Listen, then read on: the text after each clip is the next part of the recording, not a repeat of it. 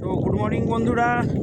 আজকে মর্নিংটা কিন্তু খুব একটা ভালো নয়, কারণ আবার সেই ঝিম করে বৃষ্টি নেমে গেছে। দেখতে পাচ্ছেন আমি রেনকোট পরে, আর এই যে ইউটিউবের টাকায় কিনেছি ব্যাটারি চালিত স্কুটি। তো সেই স্কুটি নিয়ে আমাদের গ্রামের সবুজ মাঠ, চারিদিকে দেখুন সবুজ আর সবুজ, কত সুন্দর ধান হয়েছে দেখুন।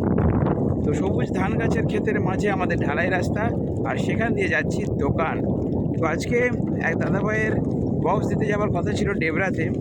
জানি না দাদাভাই দিতে যেতে পারবো কি না, বৃষ্টি তো হয়েই যাচ্ছে। আসলে ভিজে ভিজে আমাদের বক্সের কাজগুলো ঠিক হয় না, বুঝতে পেরেছেন, খুবই অসুবিধাজনক কাজ।